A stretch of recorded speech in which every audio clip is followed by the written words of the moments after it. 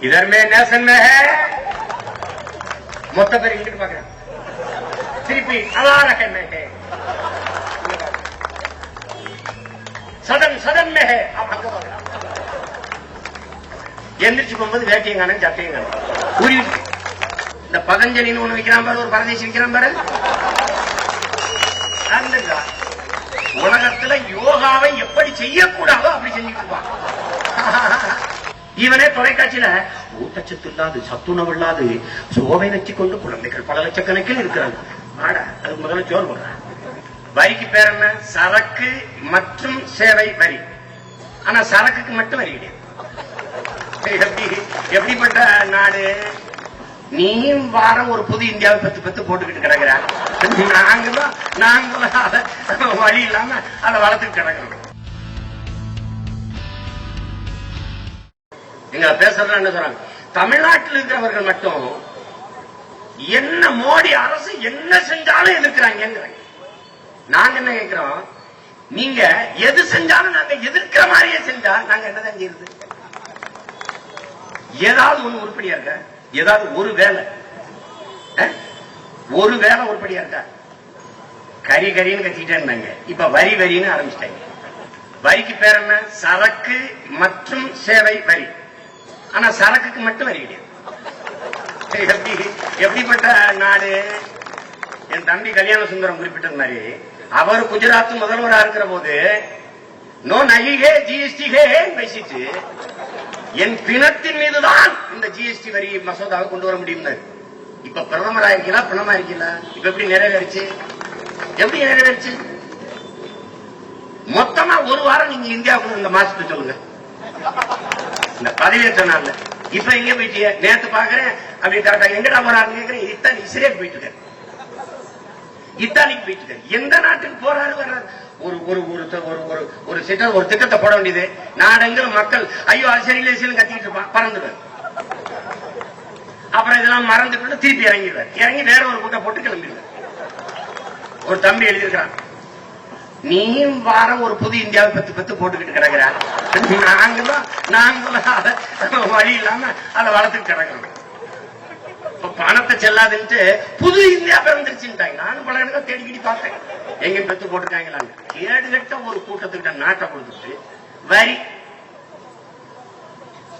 எதுக்குலாம் வரி ஊதுவத்தி மெழுவத்தி கொசுவத்தி ஊறுகாய் இதெல்லாம் அனில் அம்பானி அதானி மேல வேச்சிட்டு இருக்கான் யாரா இருக்கிறான் எங்கேயாவது ஒரு குடிசை வீட்டுல உட்காந்துக்கிட்டு மெழுகுவத்தி ஆயிடுச்சுப்பான் ஒரு கொசுவத்தி ஊதுவத்தி தயாரிப்பான் ஒரு சிறு குறு தொழில் ஒரு ஏழை எளிய மக்கள் ஒரு தற்சார்பு அவன் ஊதுவத்தியை தயாரிச்சு அங்க இருக்கிற 10 கடைகளுக்கு விற்பான் அவனும் வாழ்வான் இவனும் வாழ்வான் இந்த தற்சார்பு அடிக்கிறான் இந்த தொழிலை எல்லாம் செய்ய முடியாத நிலைக்கு உன்னை தள்ளிடுவான் யார் செய்வா பெரும் முதலாளிகள் செய்வான் எப்படி இருக்கு பெட்ரோல் டீசலுக்கு வரி இல்ல ஜிஎஸ்டி இல்ல இந்த பதஞ்சலின்னு ஒண்ணு வைக்கிறான் பாரு ஒரு பரதேசி வைக்கிறான் பாரு உலகத்துல யோகாவை எப்படி செய்யக்கூடாதோ அப்படி செஞ்சுட்டு இருப்பான் யோகா என்பதை மென் அசைவு மென்மையா செய்யணும் மெதுவா செய்யணும் ஒரு கோழி இறக மேல இருந்து விட்டோம்னா அது எவ்வளவு மெதுவா இறங்குமோ அப்படி செய்யணும் நாங்கெல்லாம் கராத்தே கத்துக்கும் போது காட்டுத்தனமா அடிச்சு கிடந்தோம் அப்புறம் கை இந்த மூட்டுலாம் வலி வந்துருச்சு ஆய்வு செஞ்சான் அப்படி செய்யக்கூடாதுன்னு எப்ப சொல்றான் பல ஆண்டுகள் எல்லாருக்கும் மூட்டு வலி கால் வலி வந்த பிறகு சொல்றான் அப்புறமா என்ன பண்ணான் தாய்ச்சின்னு மாத்தணும் மெதுவா அசைக்கணும் அப்படிதான் யோகா செய்யணும் இவன் என்ன பண்றான் எல்லாத்தையும் இறக்குமதி செய்யறான் கார் இறக்குமதி செல்போன் இறக்குமதி வெங்காயம் இறக்குமதி வெள்ளப்பூண்டு இறக்குமதி பருப்பு இறக்குமதி எதை ஏற்றுமதி செய்யறான் யோகாவை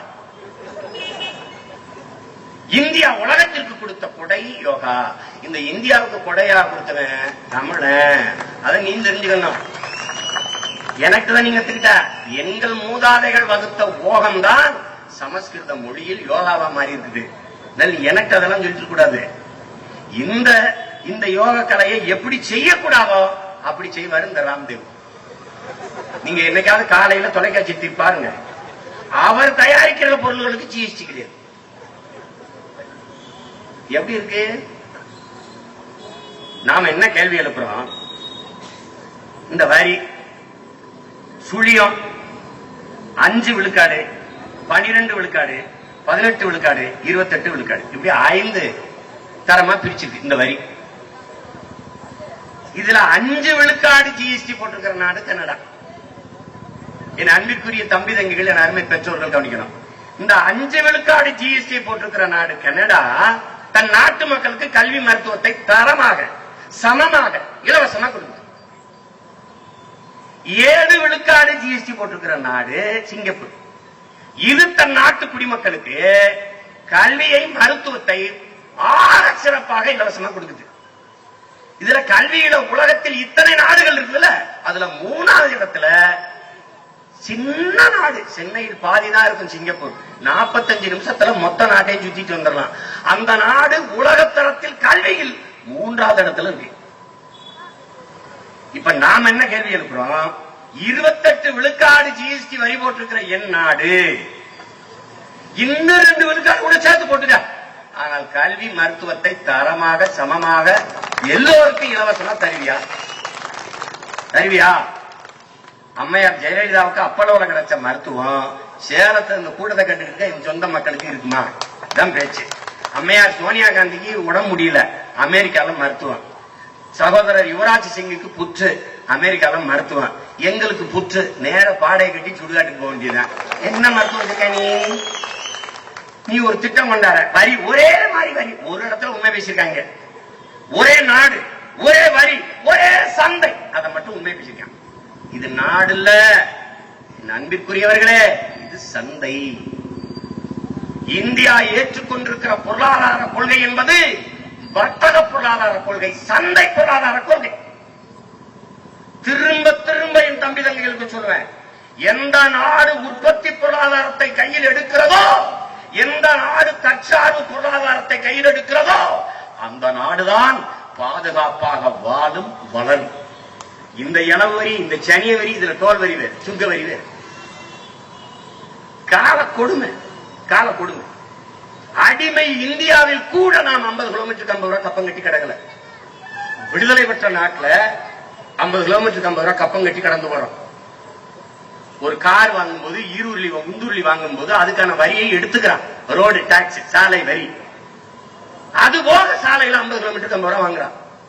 அப்ப அந்த சாலை வரி எந்த சாலையில் ஓட்டுறதுக்கு எடுத்தா எவன்டையும் பதில் இல்லை. நுட்பமா விளங்கணும். அதனால என்ன சொல்றான்? இவர்கள் திருடர்கள், மக்களின் உழைப்பை சுரண்டுகிற வர்க்க சுரண்டர்கள். இந்த வரி இருக்கிறான், ஜிஎஸ்டி வரி.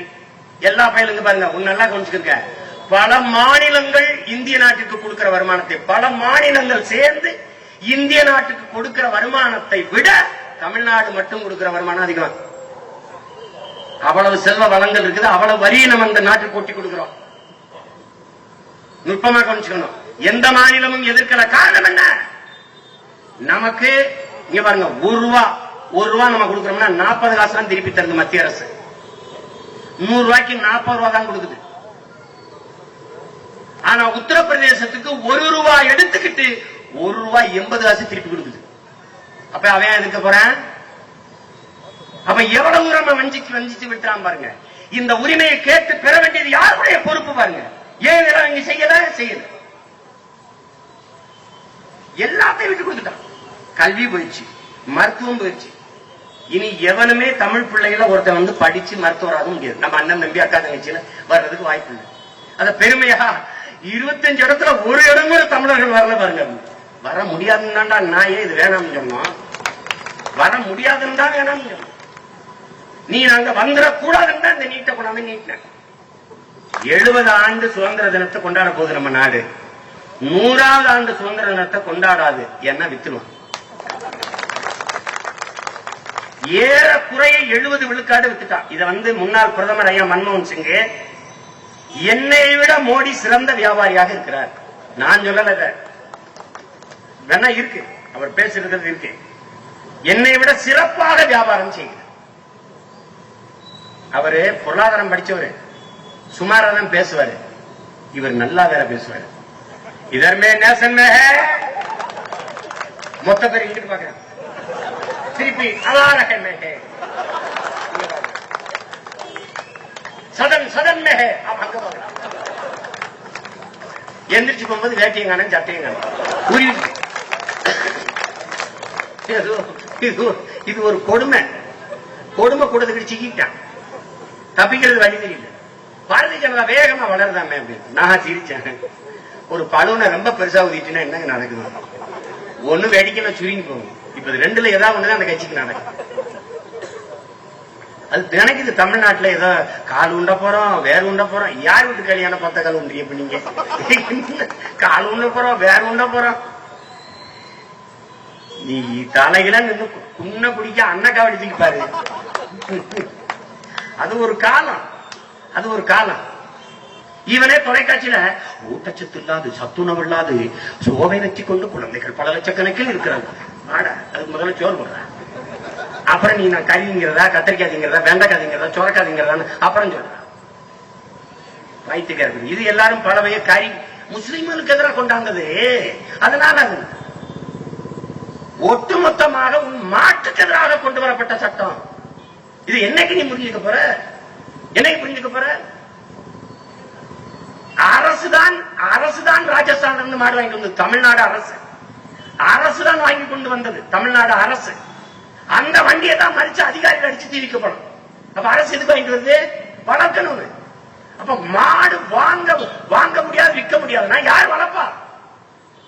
மாட்டு இனத்தையே அழித்து விட்டு அந்த மாட்டை இனி கார்பரேட் முதலாளிகள் வளர்த்ததற்கு அனுமதி கொடுத்து அவன் தான் விற்பான் உனக்கு பால்.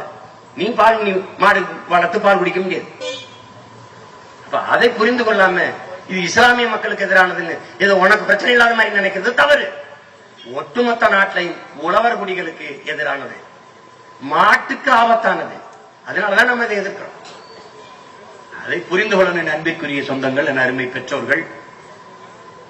ஏன்னா அவருக்கு நேரம் ஆயிடுச்சு. நாம பேசினாதான் சரியா நேர்மை நம்மகிட்ட மட்டும் தான் கடைபிடிப்பாங்க. திமுக எல்லாம் பேசினா வரமாட்டாங்க. அதுல நம்ம தான் உடனே கொடி கட்டக்கூடாது, அங்க கூடாது.